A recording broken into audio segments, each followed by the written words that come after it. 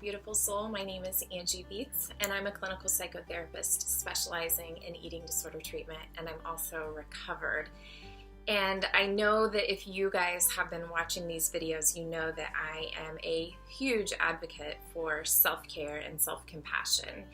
And I just want you to ask yourself, how are you doing in that realm? How are you doing in terms of taking care of yourself?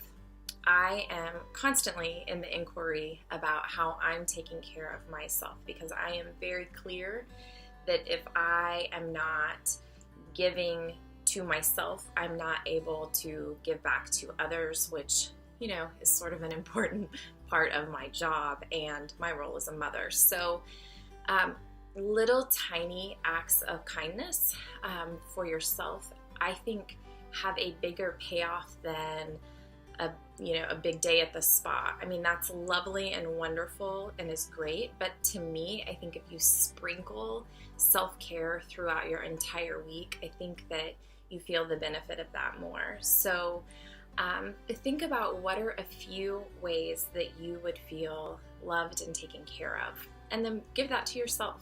So for me, it can be really simple things like getting a really wonderful latte, or getting fresh flowers, even if that's like going out in my yard and cutting fresh flowers.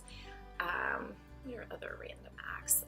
Really buying like a new nice bubble bath, or just being gentle with myself, like a new lotion or journal, just little tiny things that give back to me. And then the other thing that I really like to do is listen to different types of guided meditation on self-compassion. I find those to be really soothing and really helps me get in a framework for giving back to myself. One thing that a client recently told me that she's doing is showing gratitude to her body in terms of thanking it at the end of the day. And to me, this was just the most beautiful act of self-compassion. It brought tears to my eyes when she told me, but she said that since she has weight restored, it's been hard for her before she gets in the shower. And so sometimes she will thank her body before she gets in the shower, thank her arms for what her arms have done for her throughout the day, thank her feet for carrying her throughout the day, her eyes for helping her to see, and all the wonderful things she was able to see throughout the day. So when we really anchor and ground our day in acts of self-kindness and self-compassion, I think we exponentially expand so that we're then able to give that back to others. And as a result, which is really important, we edge out the eating disorder and start creating those new pathways in our brain for self-compassion, which to me is a huge deficit amongst people that are struggling with eating disorders. They are terribly, terribly hard on themselves.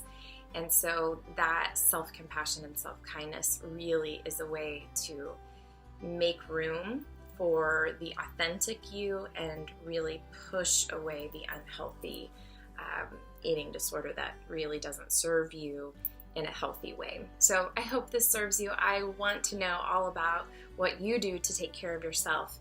And if you haven't checked out Real and Recovered yet, my membership program, we have all kinds of new and exciting things happening in July, where we are going to make the platform much more interactive. So feel free to check it out. I'll share a link below. Have a great week, guys.